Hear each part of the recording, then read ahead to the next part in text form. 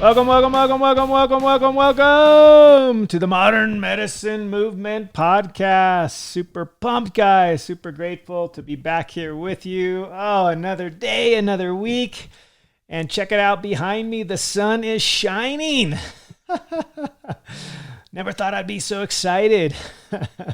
It is summer, and usually that's analogous, and most of us think of a lot of sunshine in the summer, but here in the mountains of Utah, we've had about a week of rain, which has been amazing. I'm so grateful for it. Oh, it's just been blessing the earth, our wildlife, just amazing. The flora and fauna are thriving, and we hope to have plenty more of it because we're kind of in the middle of an almost very near impending drought because we had a lot lower snowfall this year. And so we need all the rain we can get. And so we are grateful. We are pumped for all the rain. It's been such a blessing. And the sun is out today, which I'm also grateful for because I got a little bit of vitamin D therapy a little while ago. So that was awesome. So welcome, guys. Welcome back. Hope you guys are doing well, having a great summer. I'm so grateful to be here with you. I'm so pumped. Got a topic today that I think you'll find super interesting, that you probably heard a fair amount in the recent press for health and longevity and some information that came out from a certain study. And it's going to be awesome. It's actually super interesting, super applicable. I always try to give you guys some helpful tips that you can apply to your life because, as some may have said or say, that knowledge is not really power, like I learned in G.I. Joe cartoon series when I was a kid. It used to say, knowledge is power at the end, and they'd give a little moral to the story, right? They'd go blowing people up, shooting each other, and then they'd have a little positive message at the end, which I thought was pretty cute. But anyway, shout out to a new movie coming out, right? Snake Eyes or Snake something, I don't know. The Origin of Cobra, I think, is coming out, which I might watch just because it'll be kind of fun. It'll bring back the good old days of G.I. Joe when I was a kid. But I digress. But anyway, knowledge is potential power, not really power in and of itself. You got to actually do something to make it power, to make it effective in your life and your families and your future. And so that's what I aim to do with this podcast, is always bring you some awesome, excellent, up-to-date information with action steps, stuff that you can actually do that will move the needle. So anyway, wanted to share with you a recent review that came through, and I'm hoping you guys are clicking on that review button just below the 5 stars on Apple Podcasts. Click on the star farthest to the right, and then the little button below that says write a review. And just log in a sentence or two. Let me know what you're liking, what you're loving, what you've learned, because I so appreciate it. And even more helpful is that it just gets the show up there on the list for people searching out health podcasts, and it just gets this information out, because my dream and my goal is to get this information out to literally millions of people, because I really think we as a movement here can effectively benefit millions and millions and maybe even billions of lives as we share health and wellness through natural means that are simple, largely free, and that the whole world can benefit from this. So please, please, please write a review. That's a little something you can do to help share this wonderful thing we call health, natural health and wellness. And also, it's going to enter you into a chance to win a free course that I designed, which is a several $100 natural health and weight loss course. And I will give it to you free if I happen to pick your name out of the hat when I draw it here about a week from now, after I have another 20 or more new reviews on Apple Podcasts. If you haven't done one yet, please do so. I read each and every one. So go ahead and drop a review and you'll be entered in for a free course drawing that's coming up real soon. So a recent one was just a few days ago by NMSM 2004. I'm not sure if that's a guy or a gal, but 5 stars. It says, entitled, "Love your podcast, ! I subscribe so I don't miss an episode. I love your energy and your way of sharing so much knowledge in an easy way to understand. Thanks for setting the record straight so we can go and do better. Thank you, thank you, thank you. NNSM 2004. Super pumped, super grateful you discovered my show and that you're writing a review. Please, all of you folks, go out there and do it, because I know we have thousands of listeners every week and we don't even have 1,000 reviews yet. So let's get up to 1,000 reviews here sometime real soon, and I'll give away a couple of free courses in the meantime. I can't wait, because it's just an awesome course. And if you haven't gotten it or seen it, go jump on over to mastermind.com and just look up Thomas Hemingway, and you'll find my natural wellness, natural weight loss course for a low, low price of $197, which literally, oh my gosh, when you think about how much money we all spend on food in a given month, and on, even if we've tried dietary things, weight loss groups and, whatever it is, there's 20 popular diets out there. We've all read books, we've listened to shows, we've bought things to help us. We spend all kinds of money on any matter of things to help us, but yet this is one of those things that will literally move the needle for your entire life. This isn't just about weight loss, folks. This is about true, natural, holistic health, optimizing your mind, your body, your overall health and wellness, your spirit, all of those things that make us and keep us healthy. Because remember that old adage I always like to say, you get healthy first and that weight will just melt away. That weight just comes off. You don't lose weight to get healthy. That's the wrong direction, because usually that's with all those fad diets out there, which you lose weight real quick and then, you just fall off the wagon, so to speak, because it's not a natural way to do so. You're limiting yourself all kinds of different ways and restriction and this and that. And my program is not that. We don't calorie count. We're not being restrictive. In fact, I tell you all the cool things you can eat and all the benefits of natural whole food. But anyway, jump on over there to mastermind.com, search up Thomas Hemingway or natural weight loss, and you will find it. So go on and get that. We're actually going to be starting a group pretty soon, and you will have way more benefit if you already have the course, because we're going to be kind of doing a module by module Q&A and action steps. And we're going to have a group that you can subscribe to on a monthly basis, which has, a couple of live sessions every month, as well as additional feedback. You guys can answer questions. It's going to be amazing. So I'm going to give you a little time to get that course, and then I'm going to pump up this group we're going to have shortly. It's going to be amazing. I'm also, as a prelude to that, going to get you guys a free 7-day challenge, which is coming up. It is the Real Food Challenge. So more information to follow. There'll be a private Facebook group, and so you can join that, and we'll be starting in about a week and a half on this Real Food Challenge. It's a 7-day challenge that I'll be putting on for free, just to give you guys lots of helpful information and get you on your way to optimize amazing, energetic vitality and improved health to last you a lifetime. So anyway, without further ado, we're going to just jump on into it. We got an amazing show this week. It's just on one of those things that I just find super interesting. It's kind of the scientific, geek inside of me. I've always loved the science. I've loved the research studies.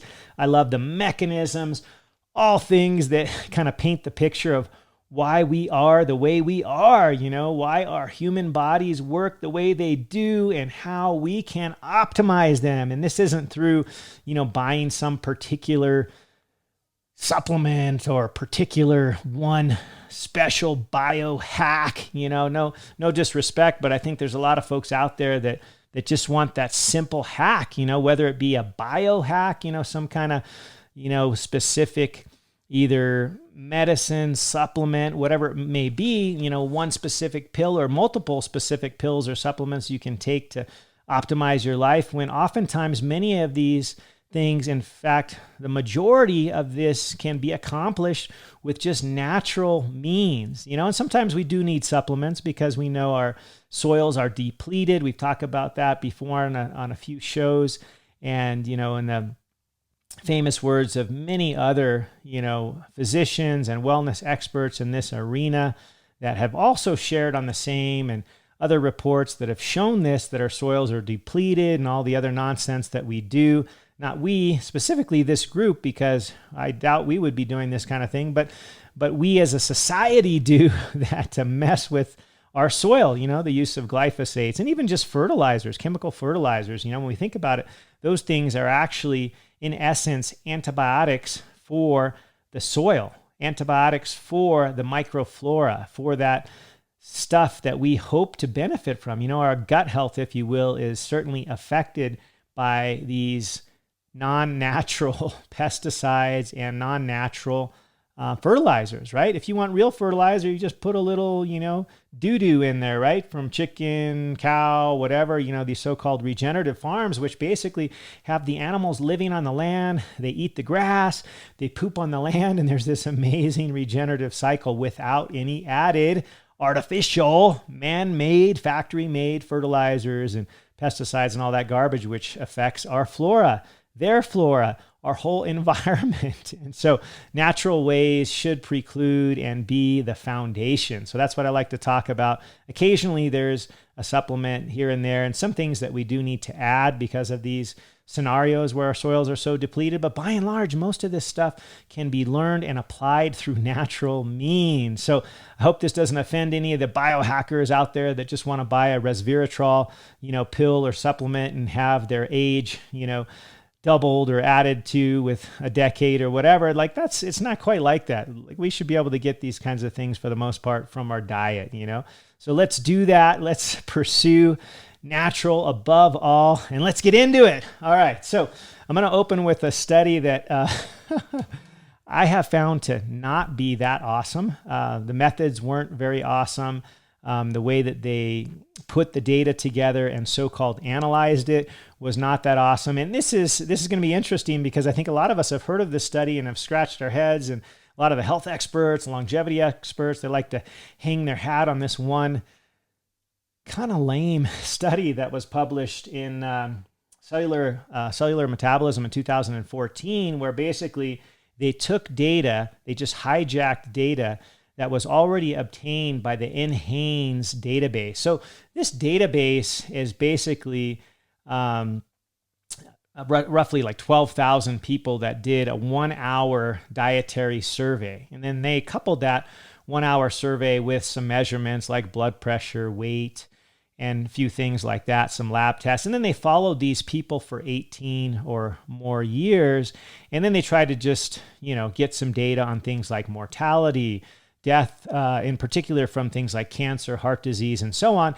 And they literally tried to make, I'll just call them assumptions because that's really what they are. It's hard to really say their conclusions because this is just a 1-day recollection. Actually, it's over the course of 1 hour, right? They do a survey. They ask you some questions basically about what you ate yesterday. And they basically take that information and assume that you'll eat that same thing for 18 years in a row, right? Like how many meals is that? Like that's ridiculous. 18 years worth of information based on just the last meal or the last couple of meals that you remember. Like how is that even, it's not a well-designed study. Let's just leave it at that. But it's amazing that not only is that part poorly designed in my humble opinion, but it's what we call epidemiology. It's not a true study of prospective data. In other words, it's not future oriented in the sense that, you take one group, we'll call it like the control group that does whatever their regular practices are. Then you take an intervention group and you adjust one thing.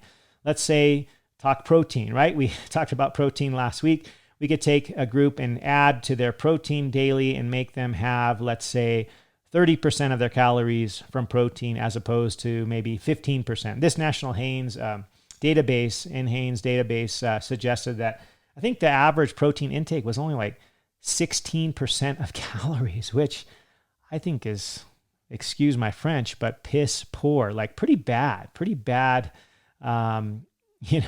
numbers for a group of people that I think is, may or may not be representative, but it's not really a good dietary practice, right? To only have 16% of your calories in protein, which means that, roughly 70% of it was carbohydrates, and then the other 15 or 20%, depending on how you swing the carbs, was fat. So this is a pretty off-based, macro profile, I would humbly submit. And you can learn all about the macros on previous shows on things like specific macros, proteins or fats or carbs, or you can listen to the show I did just on the macros. But this, 1 hour survey of this group of 12,000 people they used to try to come to conclusions, which I just don't think you can really appropriately do. What you can get out of a study like this, where you take a survey, is you can get a hypothesis, an idea, and then you can test that idea in a future study called a randomized controlled trial. But not only did this study done in cellular metabolism back in 2014 use data from the NHANES study, but they only took part of the data. In other words, the data was something like 12,000 some odd subjects. They only decided to use the data in some 6,000 subjects. So why they eliminated nearly half of all the subjects, they didn't explain. They didn't say what was their rationale for just dumping half of the subjects in this data. I would call that cherry picking. They probably just dumped the ones that didn't agree with them and took the ones that did. That's just my guess. But why the heck would you dump half of the data, that's available from this NHANES study? So I think that's a little bit suspect. And their conclusions were super interesting. And what I like to call the sniff test, it doesn't make a lot of sense. So they said that if you were between 50 and 65 years, that a high protein diet wasn't good for you, and that it increased your mortality risk in cancer. And then if you were older than 65, somehow magically a high protein diet did the opposite of that. Like the opposite. It reduced your cancer risk and reduced your overall mortality. So two completely different things from the same thing, from protein, depending on what age you are. And I just, this arbitrary 65 years and older, protein was awesome. And then if you're younger than 65, not so awesome. Like that to me doesn't even pass the sniff test. It doesn't really even make sense because your physiology doesn't magically change at age 65. I'm sorry, it just doesn't work that way. And, it just, if you critically think about it, it just doesn't really make any sense. But anyway, that's what this study concluded.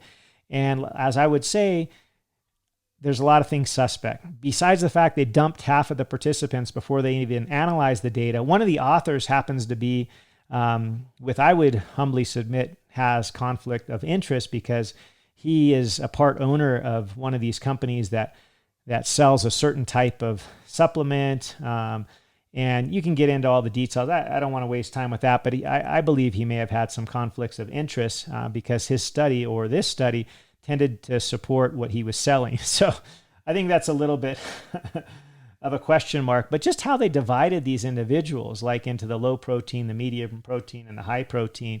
And what they were left with in this low protein group, there was only about 10% of the entire, actually less, I was just looking at it right now, less than 7% of the entire group belonged to this low protein group that they said had all of the health benefits. So it doesn't even make sense to have a study with only 7% represented in a certain group when you're trying to draw conclusions for the whole 100%, for the whole population. So just that distinction alone is pretty suspect, besides the fact that one of the study authors probably had conflict of interest, besides the fact that they dumped half of the data and didn't even use it.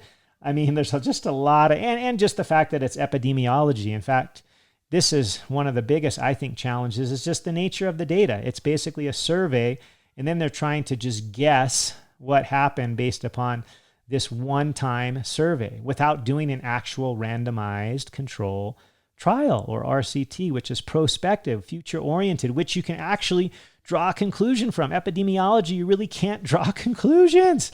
And that's the problem I have with a lot of this health data that people get really upset and fired up about, is they're basing it on some pretty lame data. And that's just the science in me. I tend to understand not only epidemiology, but randomized controlled trials and the nature of studies, but also, what's significant and what's not, and what's important. There's a difference between statistically significant and important, because a lot of times they'll take a study, they'll quote unquote massage the data over and over again until they come up with one thing that they want to show. Then they'll say, look, this p-value is less than 0.001, thus it's statistically significant. And whether or not it's statistically significant is just some math, gymnastics, if you will. That doesn't mean it's clinically important. Anyway, that's a whole topic for another day, but But I think when you read the data, you just have to kind of take a step back, try to look at the whole big picture. And if you don't like reading the data, rely on people who love to read the data. I'm one. I like to look at data, so you can ask me, and I'll give you my humble opinion. I don't have any ties to any of these companies. I'm not trying to sell you anything. I'm just trying to present good information. And so this study, I believe, came up with the wrong conclusion. In fact, conclusions that didn't even make sense, right? For younger than 65, protein was bad for you, and older than 65, it was good for you. Like, that doesn't even, pass the proverbial sniff test. But I think what they're alluding to, and I think it's a really good discussion, is we can talk about protein in general and its effects on things like metabolism, things like aging and longevity and things like that. But I think that's a really important subject. And we can't get into that super interesting subject without a tiny bit of science. And that science sort of rests on a protein complex called mTOR, little m and then capital TOR. And don't let that intimidate you. It's not like a weird, thing. It's just a name given to an enzyme complex. So mTOR. You've probably heard about it. In fact, I think many people in recent years have kind of heard about it because it always comes up in topics discussed such as longevity, cancer, even chronic disease like diabetes. The mTOR signaling may be affected as well. So it's sort of this comprehensive, it's really a pathway more than a one thing. But mTOR, I'll just describe really simply what it is. It just means the mechanistic target of rapamycin. So rapamycin is basically an antibiotic, an antifungal that was discovered in the soil of Easter Island. Any of you guys ever seen pictures of Easter Island with those mythical figures on the cliff? And I've seen that, plus amazing waves, because guys go and surf there occasionally. Easter Island, it's otherwise known as Rapa Nui, and hence they got the name rapamycin for this special, let's call it antibiotic, antifungal that was found in the soil. So it's found naturally in the soil. It was discovered first in Rapa Nui or Easter Island. So that's how it gets its name, rapamycin. And basically it targets a specific enzyme complex in this pathway of growth. So rapamycin is the name of it, and the whole complex is the mechanistic target of rapamycin. So mTOR, mechanistic target of rapamycin. All that means is that this natural antibiotic, antifungal that was found in the soil in Rapa Nui or in Easter Island, it binds to this protein complex. And when it binds to it, it kind of inhibits or blocks the downstream effects. And this is a important pathway. I think it's best to view it as a pathway because it affects basically the growth of the cell. Kind of always growth. Think of anything that involves growing.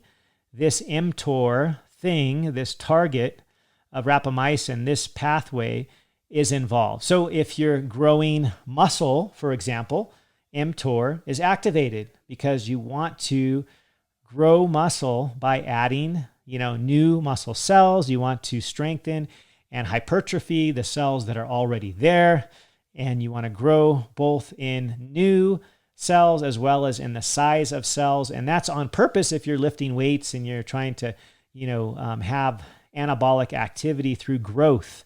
Anabolic just means growth. It doesn't mean a steroid. Yes, there are things called anabolic steroids, which mean growth steroids, which I do not recommend. Yeah, they might make you hypertrophy and have bigger muscles, but they have a lot of downstream, not so awesome side effects, which we don't have time to get into in this show, but I'm not really a fan. I certainly don't take them, don't recommend you take them, but there are certainly natural ways to grow your muscle tissue if that's what you desire. And in order to do so, you're going to have this complex called mTOR, the mechanistic target of rapamycin. mTOR will be turned on. Why? Not just because it's muscle, but because it's growth in general. So mTOR gets turned on when we have growth. It could be muscle growth.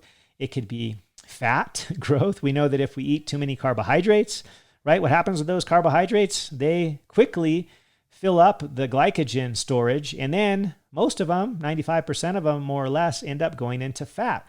So in that case, mTOR is turned on also when we eat carbohydrates because we tend to be building fat, right? We learned previously that fat doesn't necessarily make you fat. In fact, what often makes you fat are carbohydrates because they do exactly that. They turn on mTOR. They turn it on for the growth largely of fat, of adipose tissue. Also, mTOR, as I said, it's kind of generic with growth. It's turned on when things are growing. It's also turned on, not surprisingly, in cancer because a simple definition of cancer is uncontrolled cell growth. So too much growth, not enough decay, right? So I think it's very premature and overly simplistic to just talk about mTOR as something bad because it's activated in stuff like cancer, in diabetes, other chronic disease, but it's also activated in good stuff like building muscle tissue and just anytime your cells are in the building phase, right? We got to build new cells. We got to grow new cells. We got to grow new, in those cells, new DNA and all that sort of stuff has to happen when mTOR is turned on. On the flip side of that, it's also good for mTOR to be turned off because we need times of rest, times when this growth pathway is turned off. And that's what we can see in these real basic science experiments when they look at mTOR activity. When it's turned off, you see a lot of health benefits in mostly simple organisms like Drosophila, which is fruit flies, or Saccharomyces, which is yeast. And then when they get a little bit more sophisticated in mice or rodent models, and rarely there hasn't been a lot of research actually done on mTOR and these substances like rapamycin or the derivatives of that, the sirolimus, tacrolimus, there's FK506, there's all these different drugs that have been discovered like rapamycin that bind to mTOR that have been used in certain types of cancer and things, but there's not a ton of human data. Most of the data is actually from simpler models like, fruit flies, yeast, rodent models, etc. And what they've shown is that when mTOR is turned off, right, growth is turned off, then you have the opposite of growth, which is autophagy. And as you've learned about in previous podcasts, especially the ones on intermittent fasting, I talk about autophagy, which is, literally in Greek, it just means cell eating itself. Auto is self-eating, eating is phagy. So autophagy or autophagy is just eating yourself. The cells eat themselves up when they are problematic, when they are dead and tired and damaged. It's important to do the cleanup and take out the trash, right? I try to tell my kids, okay, it's trash day, let's take out the trash, because otherwise it just builds up. And not only is that not good for our health if we have a bunch of trash laying around, but it's not good for our body to have a bunch of trash laying around either, where we have damaged cells or cells with mutated DNA or precancerous or even cancerous cells. Those need to be cleaned up. And the way that they get to be cleaned up is through, you guessed it, autophagy. And autophagy happens when mTOR is turned off. So that's an overly simplistic view, and it's not an all or nothing phenomenon. Like, both of these processes are extremely important, and it's a balance, right? It's sort of like the Goldilocks phenomenon, right? Too much mTOR activity would just mean growth all the time, right? Uncontrolled growth all the time. And that could be diabetes or insulin resistance, or it could be the extreme case. It could be representative of cancer if you just have growth all the time and you never turn that off. That's why I talk about so passionately the importance of stopping the snacking. Stop snacking between meals, because the more often we eat, the more often mTOR is turned on. So it's great for it to be turned on a couple times a day when we have a healthy, nutritive, and what I would like to call nutrient-dense meal, largely with protein and fat, and turn on that mTOR for a couple hours while we digest that. And then we take a, 6-hour break before our next meal. And then we eat this nutritive, this protein-rich, nutrient dense meal, and we turn it on again, and then we turn it off for a big period overnight. And that's called the circadian fast, the 12 to 16 to 18 hour fast where we're not eating, where mTOR is off, where autophagy is on. So basically, those are the opposite. When mTOR is on, growth is on, and autophagy is off. And when autophagy is off, right, that just means we're eating, we're having nutrients come into our body in whatever form, they turn on the mTOR, and then we're growing. So it's good to have both of these, but at the right time. So I think, one of the misconceptions out there is, oh my gosh, anything that turns mTOR on is going to cause us cancer. Well, guess what? Anytime we eat, mTOR gets turned on. Like, that's pretty much the way it goes. So in order to turn mTOR off, we can't eat anything. And guess what? We don't eat anything, we die. Okay? So simple. Damned if you do, damned if you don't, as they say, right? You gotta have a balance of these things. You gotta have some growth, and you gotta have some death and cleanup, the autophagy part. So you gotta have both parts. You can't have one without the other. And this isn't as overly simplistic as it's described in the literature when they just say, okay, mTOR activation caused increased cancer rates and death in, some kind of nematode, some kind of worm, or some kind of rodent model or whatever. And it's like, in those models, they can do whatever the heck they want. They can manipulate whatever they want. And then they come up with these conclusions, which I feel are important. They're important starting points to be able to study more in the future, but we need to apply them to a much more complicated organism, which is us, the human body. So don't treat it overly simplistically, that all mTOR, turned on equals cancer. It's not like that. We all need mTOR turned on for periods of time to survive. And then it would also be beneficial to turn it off so we can have things like autophagy, cellular cleanup, remodeling, that way we can get rid of cancer cells and dump them. And basically, anytime we eat, mTOR goes up. And specifically, when we eat protein, it goes up, like things like leucine and methionine. And those are the ones that are getting kind of the bad rap out there because guess what? Of course, they turn on mTOR because they are responsible for growth of muscle. You got to have leucine, right? It's one of those essential amino acids that gives a protein its complete nature. You got to have leucine to turn on muscle growth, right? And that's what most of us want. We want some muscle growth, and then we want some autophagy and some decay. The injured muscle, we want to get rid of that, and we want to grow and build new muscle so that we can be highly functional and not be limited in our ADLs or limited in our activities of daily living, because as we get older, the natural process is to lose muscle mass through this thing called age-related sarcopenia, which this is a fancy term for losing muscle mass as we age, which is not a sentence, right? Not a death sentence. You don't have to have that occur. You can combat that by eating a higher protein diet. We talked all about that last show, so I'm not going to perseverate on that, okay?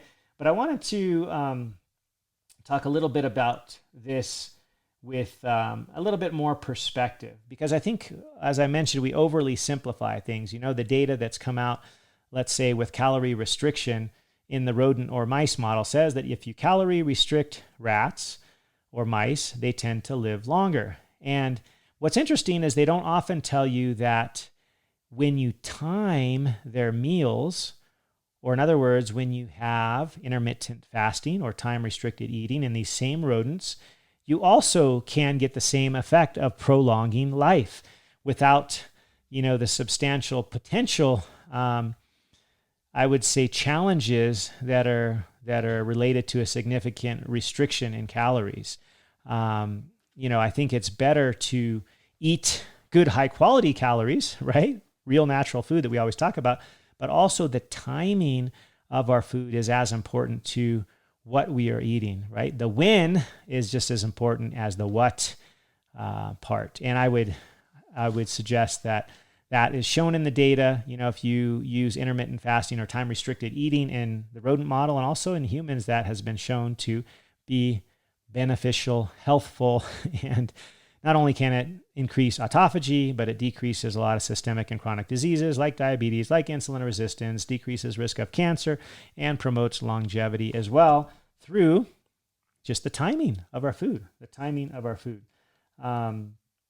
and so also, we talked about this a little bit last week, but when you have a higher protein diet, that protein has other benefits that come along with it, right? Necessarily, if you increase the protein percentage of your diet, you also will decrease likely the carbohydrates, right? Hopefully, because we don't need much, if any, carbohydrates to survive. We've talked about that ad nauseum, right? Our body can produce all the glucose it needs through gluconeogenesis in the liver. And so we really don't need much for carbs to survive. Carbs are not considered essential nutrients. Proteins are. We have to have protein in the diet because we don't have a good storage form of it. For glucose, we do. We got muscle glycogen, we have liver glycogen. For fats, we got tons and tons of fat storage, right? It's called that life preserver or that fanny pack around our waist of adipose tissue or fat that we evolutionarily over the millennia and billions of years, we've generated that as a survival mechanism for times of famine, right?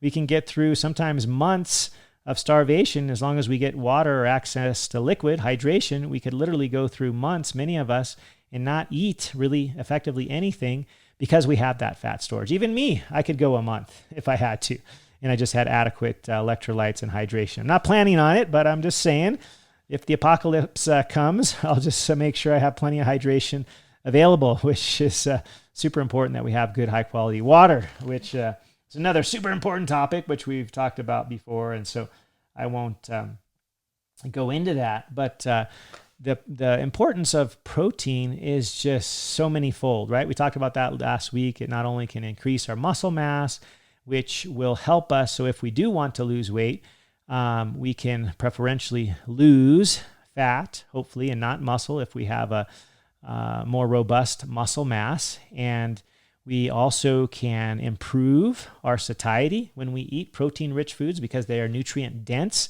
Lots of studies show that you can lose weight by eating higher amounts of protein in your diet.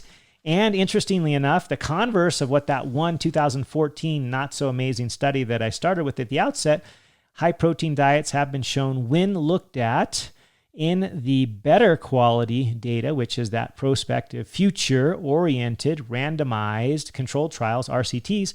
When you look at 31 of the best done studies of high protein diets, guess what they come up with in the meta-analysis? They show that protein actually improves lifespan and decreases cancer risk. So that one crappy study that everybody talks about shouldn't be the one that we put way too much focus on, because I believe it has a lot of limitations and it just really is not that awesome.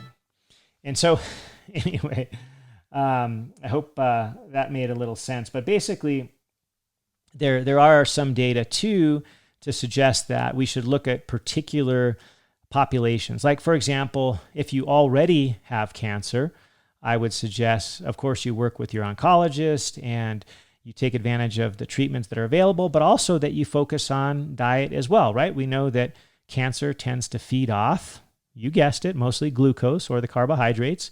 But because we know that protein also activates growth, or mTOR, there may be specific subsets like during cancer where you don't want to eat a super high protein diet.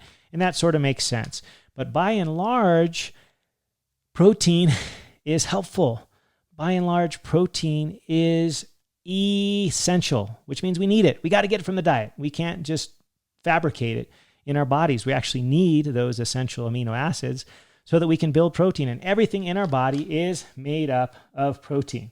Like, absolutely, without a doubt, we are made up of protein. And so it's so important that we have adequate protein. And so I'll just quickly review some of these super, I think, awesome, delicious, high-protein foods, but also a few other things that we can do. Some of my favorites tend to be eggs. I was about to say avocado because I love to eat avocado with my egg, which is awesome, saturated natural fat. But eggs are super high in protein. They're awesome. They have been shown in so many studies to be helpful. Lots of natural protein sources, both plant and animal. If you can get well-sourced soy, I love edamame, super nutritious, high protein content. If you eat animal sources, milk, meat, both red meat, white meat, all those have great sources of protein, but make sure they're well sourced, they're raised responsibly in their natural habitat, they're grass-fed, they're grass-finished, raised without antibiotics, all those things super important. Oats have protein, not as high as some of the others, but they're definitely there. Peas, absolutely protein. Lentils, absolutely. Lots of the seeds, chia, absolutely. And then more of the natural animal-based stuff as well. It comes from milk. All the whey proteins have high percentage of protein available, and they have that complete profile. Things like cottage cheese, Greek yogurt, which is one of my favorites, milk, of course, and then other meats. I don't know if I mentioned already, but things like tuna, although they're not quite as dense as red meat or chicken, because if you think about it, tuna has muscle, right? It has the protein in the muscle of the fish, but they don't have to withstand the gravitational forces that bipeds or quadrupeds, like chickens and cows, for example, have to withstand gravity. So they just have a higher percentage of muscle in their muscle tissue, whereas fish, they're just kind of swimming around almost in a zero gravity, not quite, but in a lesser gravity scenario. So you got to eat more fish to get the same amount of protein than if you were to eat chicken or beef or whatever, because it's just not as dense. And that's something I hadn't really thought about. I personally love fish, so I don't have a problem eating a lot of fish. I love ahi, I love mongchong, I love, salmon, all kinds of fatty fish, mackerel, but quinoa, I mentioned lentils, pumpkin seeds, I don't believe I mentioned yet, but Brussels sprouts, broccoli, peanuts, all those have a bunch of protein too. And they vary a little bit. The animal protein tends to have a higher percentage of available protein because it's just similar to animal cells, which is us. We're animal cells. But we can still get protein from awesome plants as well. You just often have to eat a little bit more of it. So you can definitely have a great diet if you're a vegan or vegetarian, as long as you incorporate healthy amounts of well-sourced plant protein. You can do it. And I do a lot of it. I love my plant protein. I mean, some of these highest containing plants like you guessed it, Brussels sprouts, soy, the edamame. I love these things. Like, they're my favorite. Brussels sprouts. Like, I'm going to have Brussels sprouts tonight, but I'm going to have it on the side of a good grass-fed and finished ribeye steak. I'm going to do both. And I'm going to check and see if I have any edamame around. I'm going to throw that in and boil it and season it as well. I'm going to have all of the above because I love, all the things, plant, all the things, animal. And there's so many reasons to eat protein. Don't let that one study in 2014 scare you, just because it said, oh my gosh, you're going to have mTOR activated when you eat protein, that you're going to die sooner and get more cancer. Like, that study's pretty crummy. And basically, when you look at the good studies out there that are randomized, future-oriented controlled trials, which this one was not, it was epidemiology, they show that protein's healthy and it actually reduces cancer and it actually improves longevity. So don't hang your hat on one single study. It's, especially if it's epidemiology, so important to look at broader scope and more data and future-oriented gold standard type of data, which is the RCT, the randomized controlled trial. Because we know that protein is good for you. It's good for your muscles, good for your bones, good for health, longevity, decreasing cravings if you want to lose weight. It actually boosts metabolism, right? Protein is the highest metabolically active tissue that we have. Like, one of the best ways to lose weight is actually gain more muscle. Your muscle is way more metabolically active. So another sort of hack for you, right, is getting more muscle. Increase your muscle mass. You'll actually burn through calories more easily. You can, pep up, rev up, enhance your metabolism by building more muscle. Also, protein can help lower blood pressure. It can help with weight loss. I mentioned that. It can help. It actually increases kidney function, believe it or not. If you already have very damaged kidneys, then it's not good to have a high protein diet. But if you have normal kidneys, eating protein actually enhances your kidney function. So it's not bad. I mean, if you have kidney stones, you need to have precautions, because that could contribute if you already have kidney stones. But we know that we need protein. It's essential. It's part of our body from the cells, the smallest units, all the way up. We use it in so many ways. It's actually super important for just healing, recovery, right? We need protein to heal our cells. We need protein because new cells require protein. It also helps us as we age. In fact, those older adults that have the higher percentage of muscle mass tend to live longer, tend to have less falls, less injuries, less illnesses, right? So many things. So the bottom line is protein is helpful. And my humble recommendation is that it should be, these studies were showing 15% of your diet. Like, that's just not enough. We're all going to get sarcopenic if we only use that much protein in our diet. I would suggest it be closer to 30% of our calories. And, maybe for the normal active person that's not ultra active, not like the bodybuilder type that wants to gain a bunch of weight and muscle weight, that might want to do 2 to 3 grams per kilo of ideal body weight. Most of us should get 1 to 2 grams. And I talked all about that in the protein podcast last week. So listen to that again. But this week, I really wanted to reiterate that protein is not bad. It's not the devil. It's not going to give you cancer.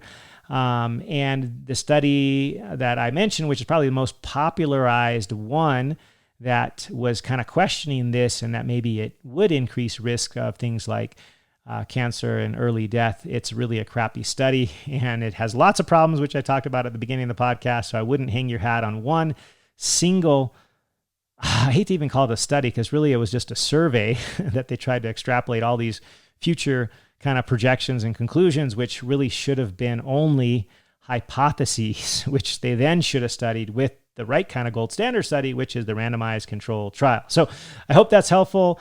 Protein is not the devil. mTOR is not the devil. It's a pathway in our body that we need. We need it to repair ourselves. We need it for growth. We need it for so many things, but we just don't need it on all of the time. We need to take a break. And those helpful tidbits I already mentioned are stop snacking. That's a good way to turn it off between meals. Also, overnight fasting or the circadian fasting will turn off mTOR at, a good percentage, actually more than half the day, right? Because 12, 14, 16, 18 hours, you're going to have mTOR turned off. So you're going to have it turned off even more than you're going to have it turned on. And then you're going to have it turned on just after you eat that high protein, nutrient dense protein and fat meal. So you're going to have the best of both worlds, that perfect Goldilocks phenomenon. It's going to be awesome. So anyway, I hope that's helpful for you guys. I'm pumped about it because I just think it's so important to be able to see the data, to be able to interpret it, to be able to compare it to what else is out there. Don't hang your hat on any one study, especially not if it's epidemiology like this one was. And then, ask questions. It's fine to ask questions and just get all the data you can.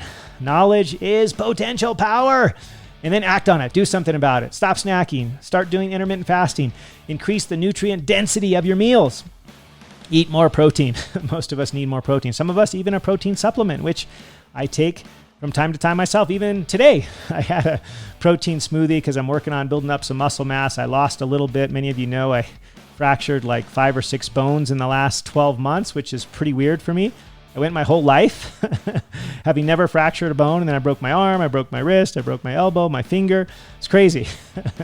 So I'm in recovery mode now, and I need lots of protein. So anyway, I hope that's helpful for you. Please share